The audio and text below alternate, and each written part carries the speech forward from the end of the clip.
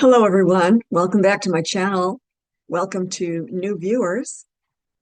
My name is Mary Esther Miranda Gilbert. I am a nutritional physiologist, nutritional healing specialist, and nutritional science botanicals medicines researcher, writer, developing nutritional healing protocols for all manner of ailments, showing that the scientific research is very extensive when it comes to restoring the body back toward normal for health recovery and optimal health vibrancy. So I am the True Health Mastery Institute of Holistic Personal Health Management founder, and I also run the True Health Journal newsletter. So tonight I'm going to be sharing with you some news that came about just a few days ago before the world erupted in the military.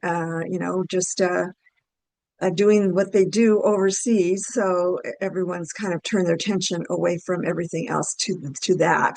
But I want to take you back a couple of days before that happened, when the president signed an executive order stating that the United States will be bringing all pesticides, glyphosate, namely, back to the United States, production here, rather than relying on other countries to have it manufactured and shipped here.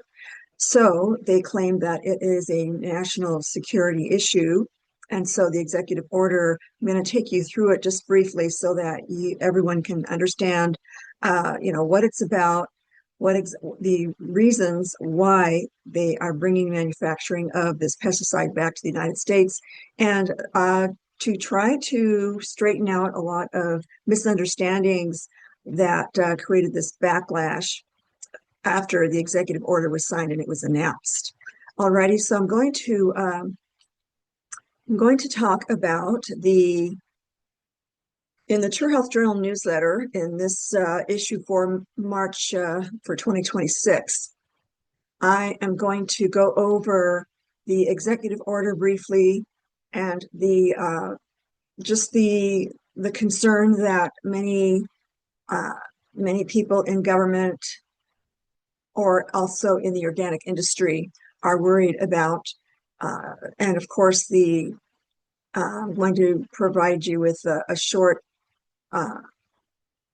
list of the allowed and prohibited substances, and just different miscellaneous things that I feel people should know, so that the backlash isn't so lacking in knowledge and reasons as to why this was done. So even the Secretary of the Health and Human Services, Robert F. Kennedy Jr., he seemed to have shifted his position from just avoiding having the public know what kinds of side effects are due to being exposed to these pesticides. And of course, I've written about it and I've researched it and produced videos on it.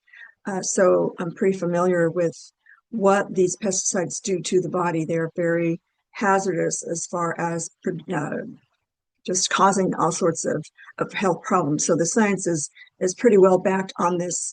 And so people were wondering, what was going on? Why did the Kennedy, the secretary, why did he turn 180 degrees on his position? So I'm going to delve deeply into that so that everyone understands what position he's in. So he's kind of stuck between a rock and a hard place, but I will go ahead and go over that. Okay, so I'm going to just go over briefly what I have produced in the True Health Journal newsletter, so that subscribers can take a look at the newsletter and look at it in more depth. But I wanted to give the public an overview of what I found. So this is really important. People need to understand the dangers of these pesticides. Okay, so what appears to be a blatant betrayal of trust is allegedly actually a strategic move to transfer the control of production of pesticides to the United States, namely the known carcinogen glyphosate. the key ingredient found in the Monsanto pesticide known as Roundup. The U.S. is prioritizing domestic production to reduce reliance on importing it from China, Thailand, and several European countries.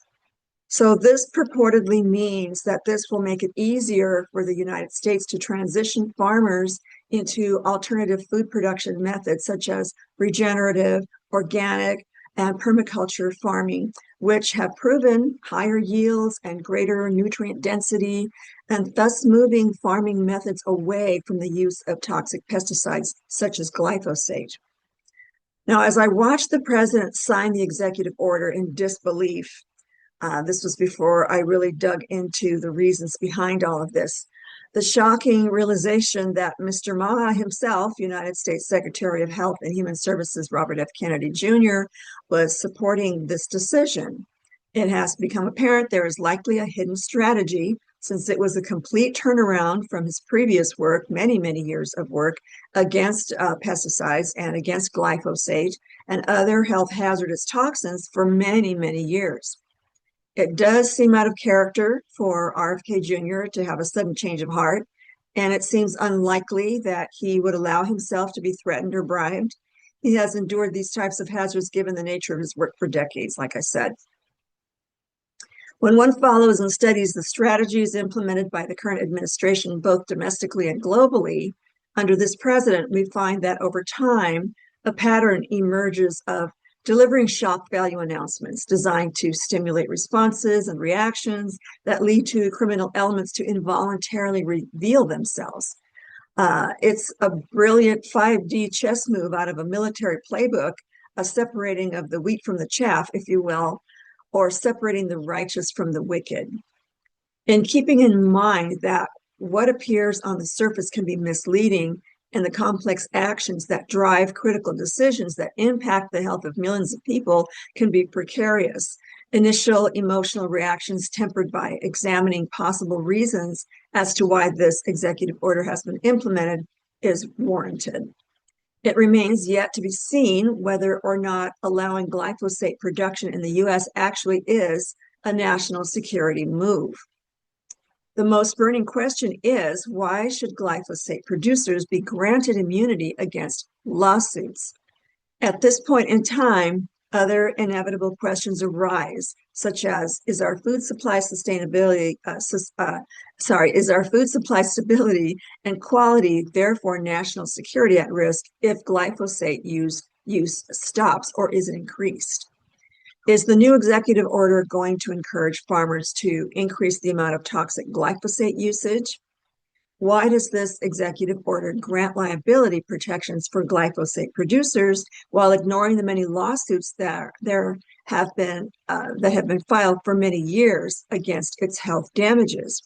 How will this new development affect organic farming? Will it soften the strict laws to which organic farms must comply? What are our options for ensuring a highly nourished population? How effective are consumer actions, including boycotting non-organic foods, purchasing more organic foods, and raising consumer awareness in favor of organically produced foods by spreading the word and demanding that House Representatives oppose the executive order?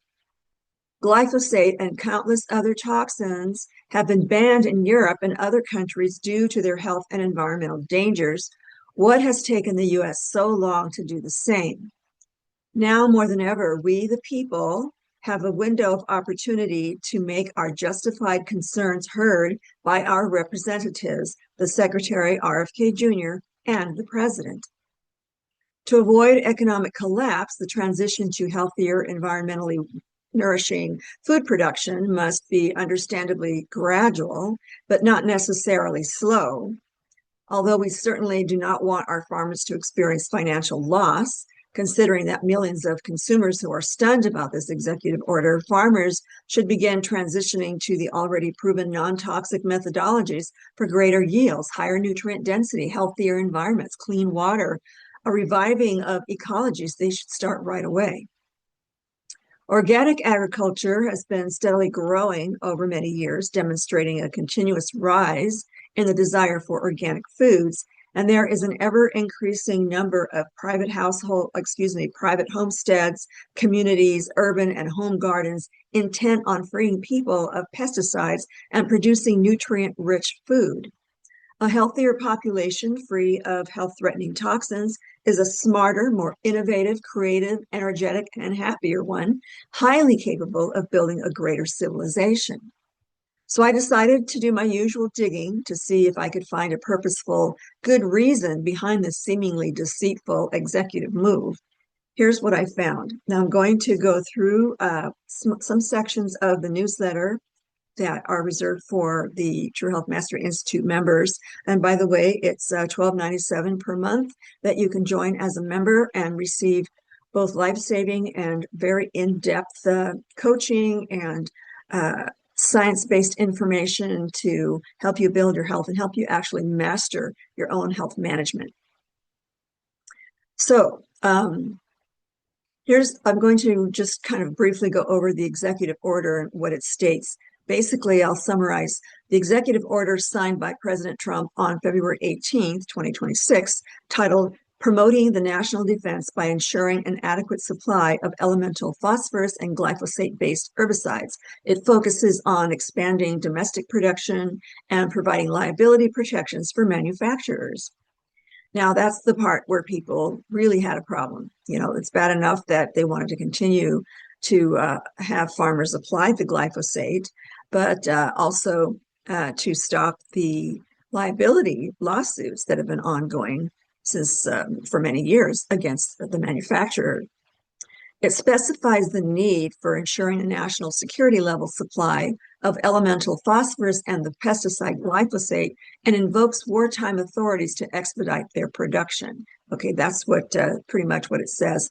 So many of those in the MAHA, Make America Healthy Again movement, would disagree with a number of assertions posed in the following copy of this executive order, since it implies that pesticide-sprayed crops are healthy, quote unquote, and that there are no substitutes for glyphosate. Now, I have to stop here on the side and comment that I know for a fact there are many great substitutes for glyphosate.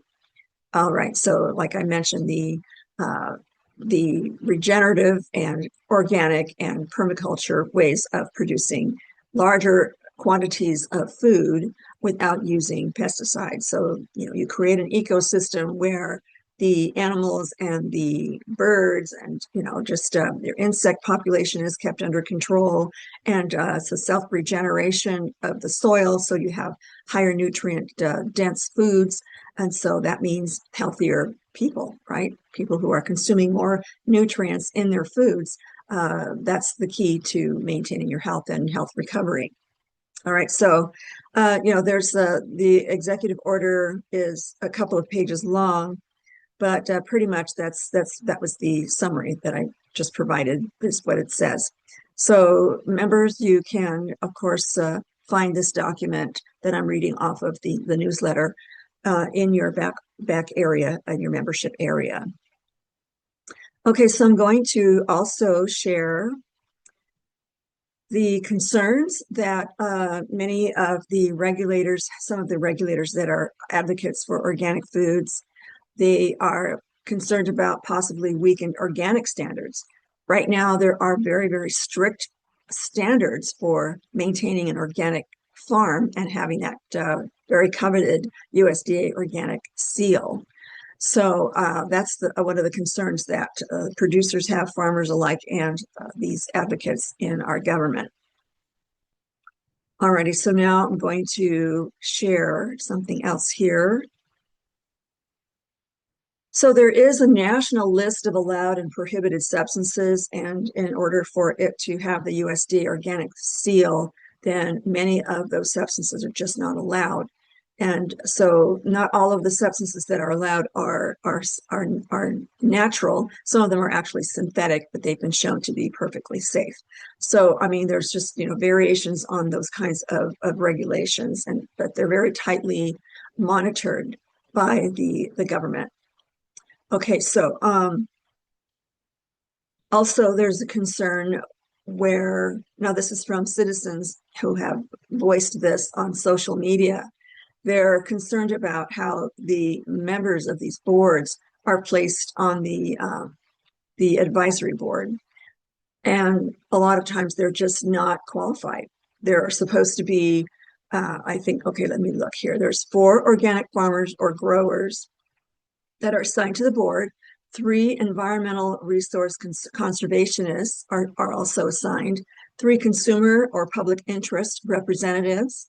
2 organic handlers or processors. 1 retailer and 1 scientist of toxicology, ecology, or biochemistry, and 1 USDA accredited certifying agent. And this is what makes up the NOSB board, the certifying board. Alrighty, so now these are on the NOP advisory board as well.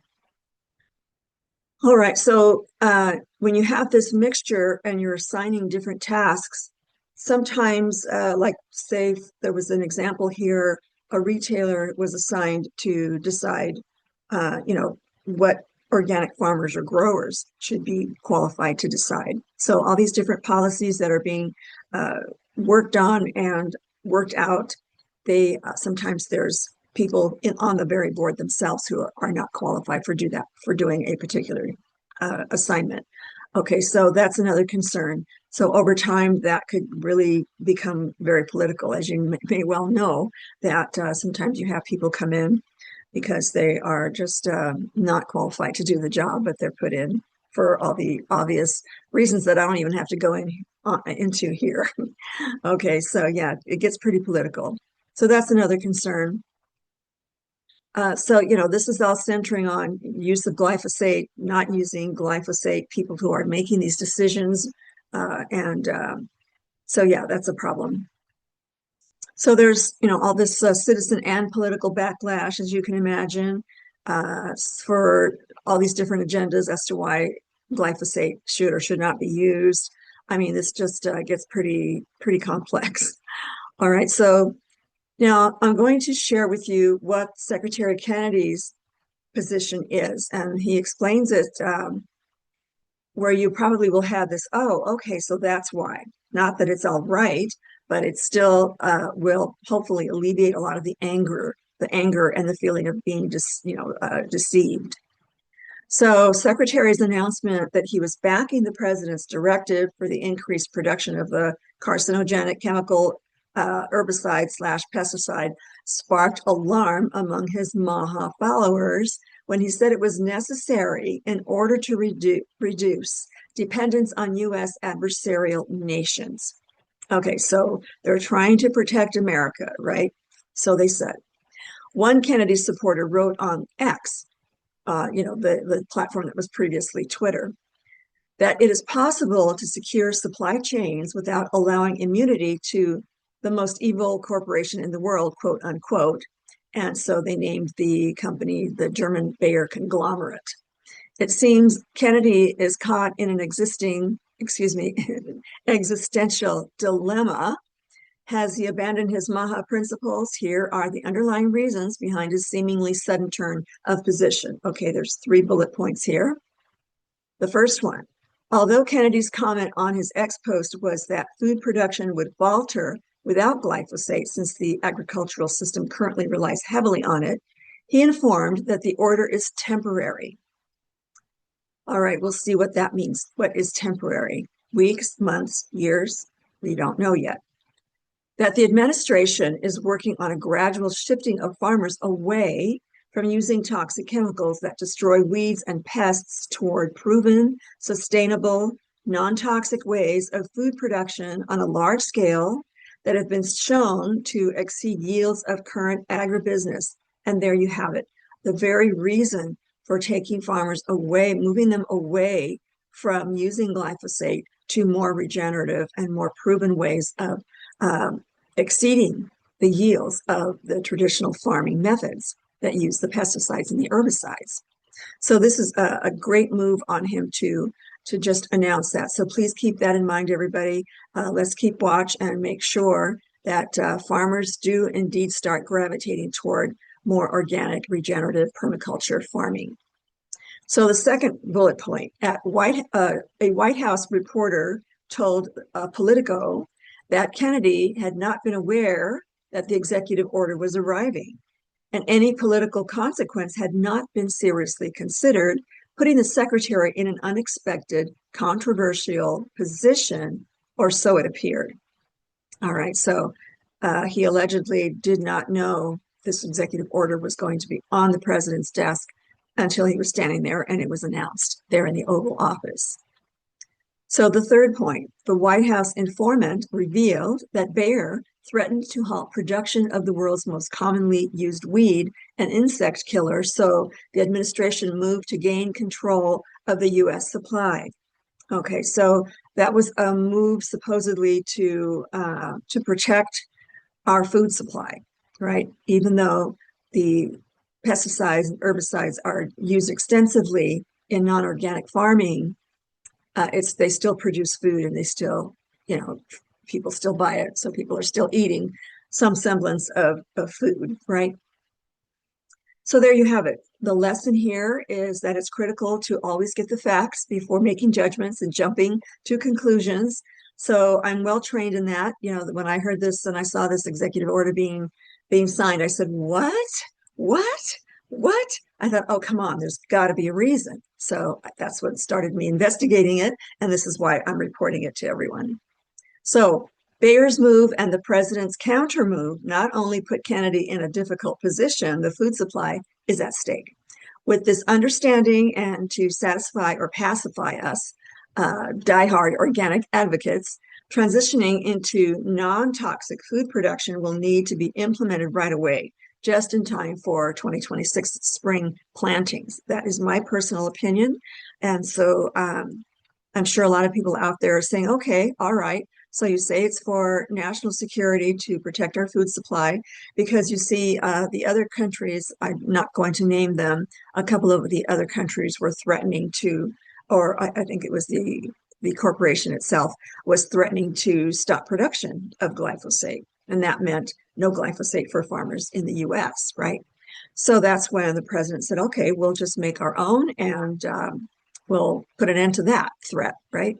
So that's what happened, and that's how it stands right now. So there's supposedly every intent to switch farmers into organic food production methods. I have been following the permaculture and organic and regenerative farming methods for years. And from what I gathered, the amount of food yield is it far exceeds what the traditional monoculture, row by row, spraying of pesticides, growing plants in dirt, and having them subjected to insect populations that are just scavengers. They scavenge unhealthy plants, so they have to keep spraying and spraying and spraying. But the organic industry, the permaculturists, and the regenerative farming methods, those are all working with the earth, working with the seasons, working with the soil to produce healthier plants. And the healthier plants that are produced, then the less that they're prone to get sick and then be attracting those scavenging insects, which their job is to just consume diseased plants, right? So the organic industry produces much healthier plants, and so they create an environment in which plants are healthier. And so you've got the animal kingdom who come and do their contributions to a healthy environment. So it all works together. And this is what supposedly the farmers are going to be introduced to and moved into gradually. Of course, it can't happen overnight, and plants don't grow overnight either. So they have to be planted in the right season in order to produce their yields in the fall. Okay, so yeah, I think that organic food producers, please plant extra crops, and non-organic farmers experiment by learning how to and accepting the guidelines that I'm sure will be there for you to start organic farming. Just use a portion of your land and start experimenting and see and observe and see what happens. So you can always see for yourselves just how much more food you can produce using the natural methods. You're mimicking a forest. You've got all the elements of a forest. No one waters a forest. No one tills a forest. No one sprays a forest, unless governments take it upon themselves to do something like that. But normally, you don't need all of that. And this is the kind of information that will be made available to farmers very soon. So, um, the power of your personal choices. So we can block these giants who keep producing these monstrous chemicals that ignore the science on how to produce food without these pesticides. It's a multi-trillion-dollar industry. They don't want to give up the throne. They don't want to give up their wealth and power. Who knows how they wheel that money around that they get, from all of this. It could be other people claim that there are so many different agendas for keeping the population sick.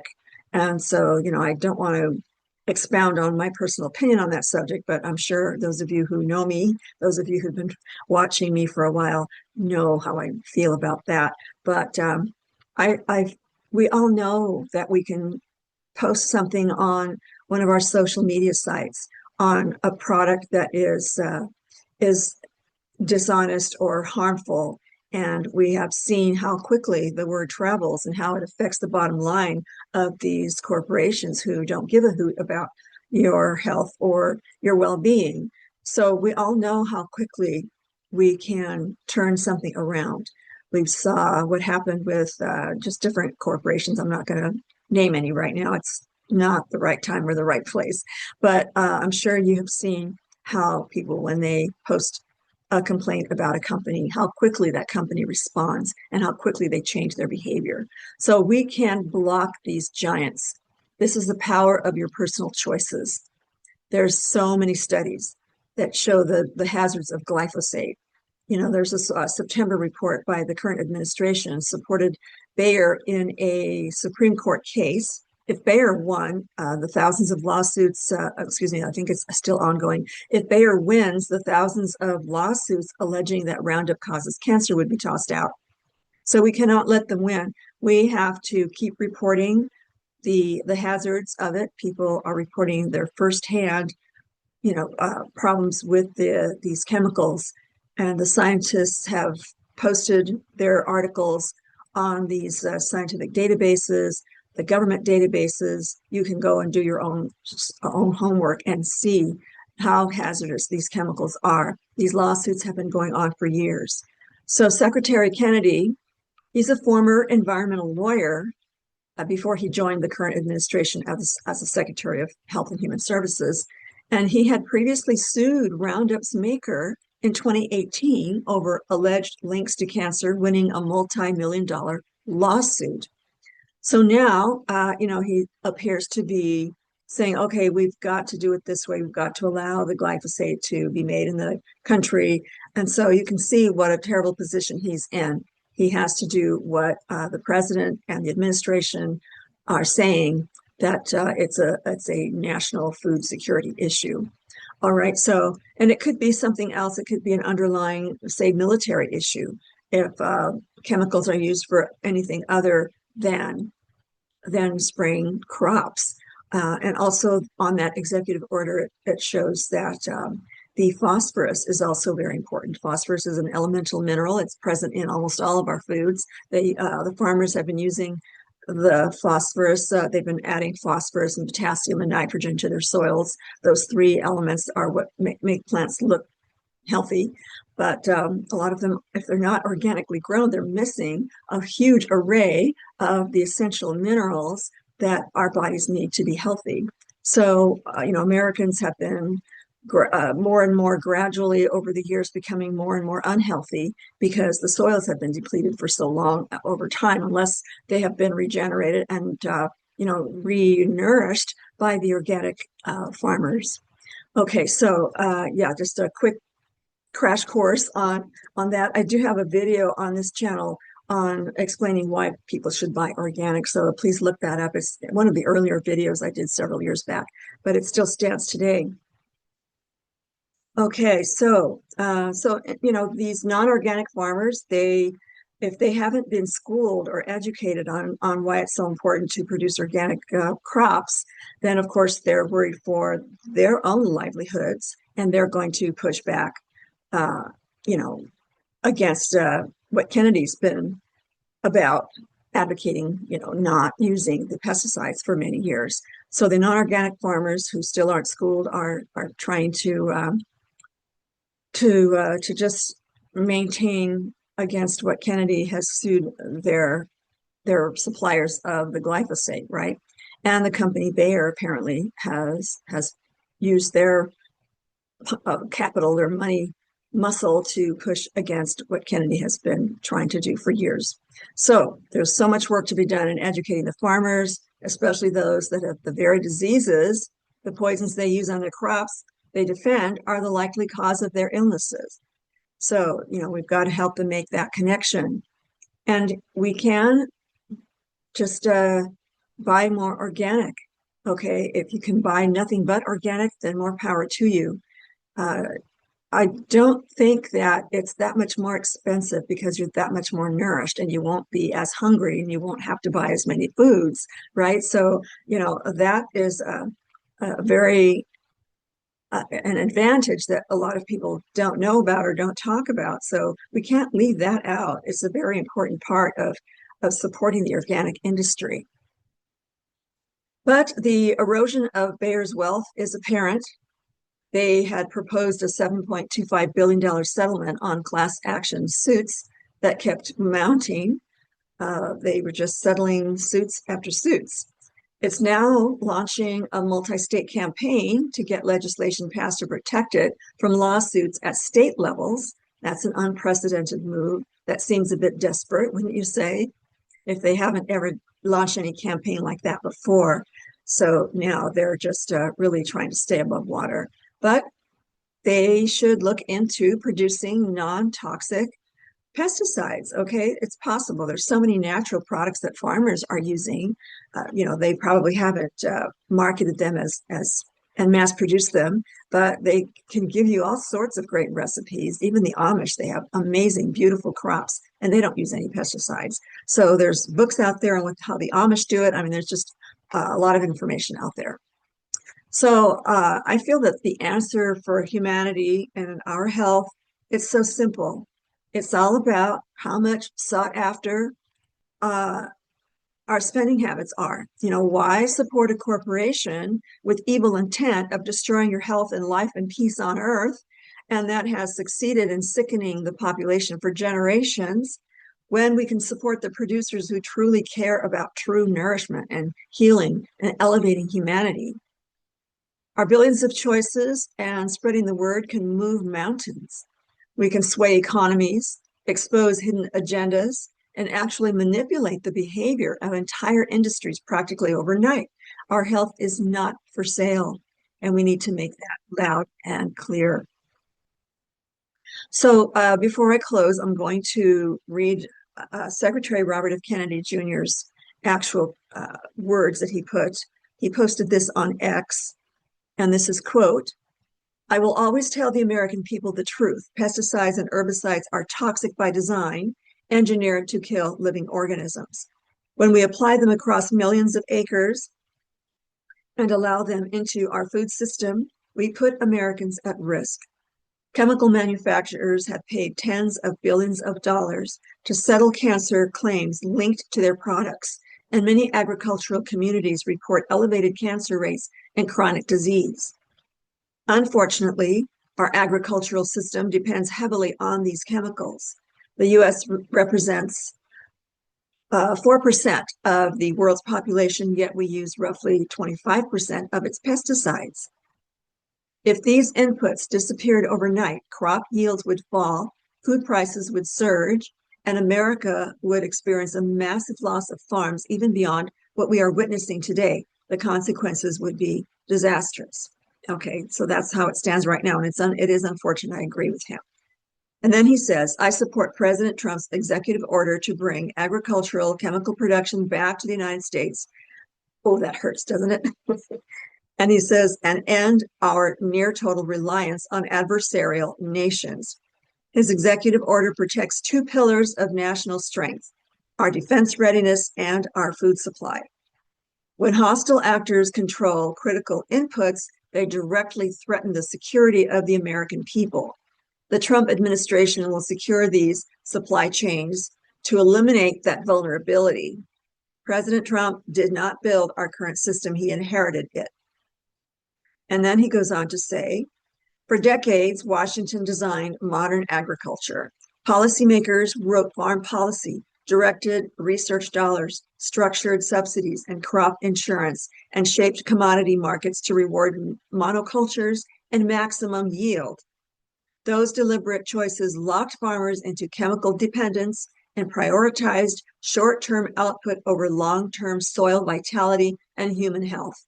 We are now changing course without destabilizing the food supply, and I have to applaud that. Thank you, Secretary Kennedy. All right, so I'm only going to read the next paragraph because he does go on and explain things a lot more in detail.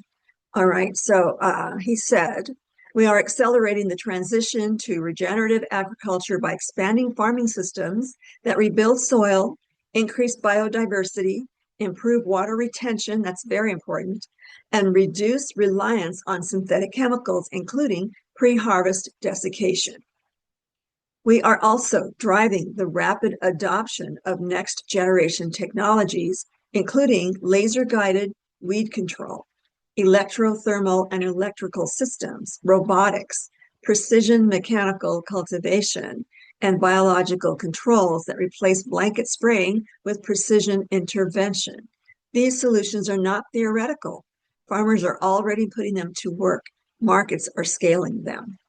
All right, so there's our future in farming. As long as they work with the earth and allow it to regenerate itself and add the nourishment factors to the soil and monitor the soil so that they are producing healthier plants. So as long as they keep that on there, it's great to have all this technology as long as you don't start interfering with Mother Earth's natural cycles, because once you disrupt those cycles, you have a whole chain reaction of problems. All righty, so that's pretty much what I wanted to share with you. There's more on this newsletter, so if you'd like to join as a True Health Institute member, then you have free access to this bi-monthly newsletter that I produce. And so, I have been producing information for people to recover their health, improve their health, protect their health. So this is extremely important for anyone who truly is tired of being sick and tired, the old phrase that people have been using for a while now. But yes, you can master your health, and all it takes is knowing how to properly nourish your body. So I'm going to take you to my website here. So I can just show you where, actually I can take you to the end of my document here. Okay, so, all right, so if you'd like to join, you can go to my website, holisticchoices.com, which I'll just go ahead and show you real quick.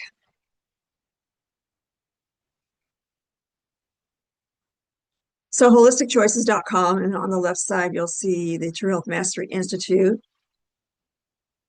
And this tells you all about the perks and the advantages of gaining this knowledge. So the human body is so complex, and our world, our earth is so complex, and we need to connect ourselves to nature so that our bodies function in the flow of the natural flow of the earth.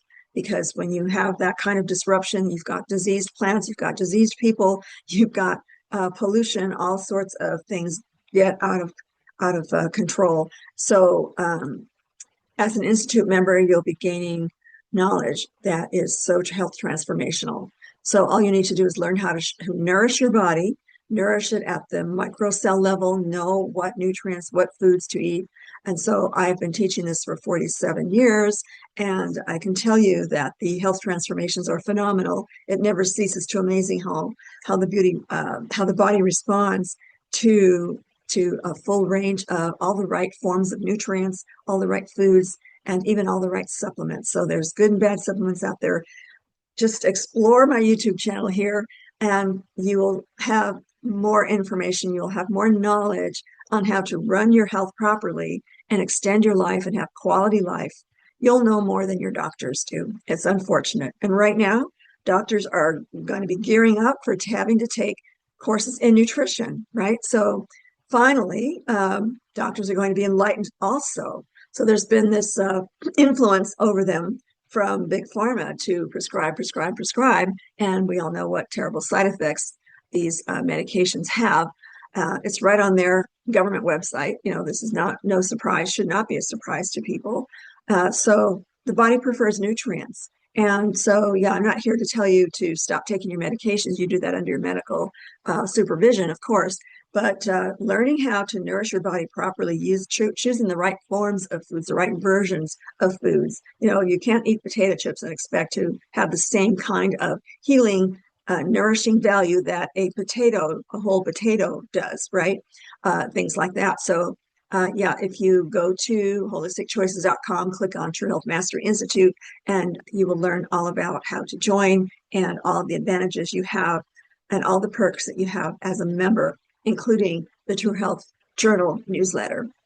All righty. So also I wanted to show you, those of you who don't know yet, one of the books that I've written is Nutritional Synergy, and that's my nutritional system where people can learn how to choose the foods. It's the most complete dietary system in the world. I have searched for years, and I looked and I found out that no other food system is as complete as this one, because I searched literally the globe online for years to discover what's the best way to nourish the body. And I learned a lot about the functions of our Earth's botanicals and what nutrients do in the body, and these amazing plants in God's kingdom here on Earth are just so amazing, and scientists have explored them for years as well. So there's so much scientific information to show you, just how amazing these plants are. So they've been compared, in many clinical double-blind studies to certain medications, and the botanicals come out ahead. All right, so anyway, just in a nutshell, very quickly, I wanted to summarize that for you. But yeah, my nutritional synergy system has categories of foods that other food systems don't separate, and that's because of their unique healing nutritional value.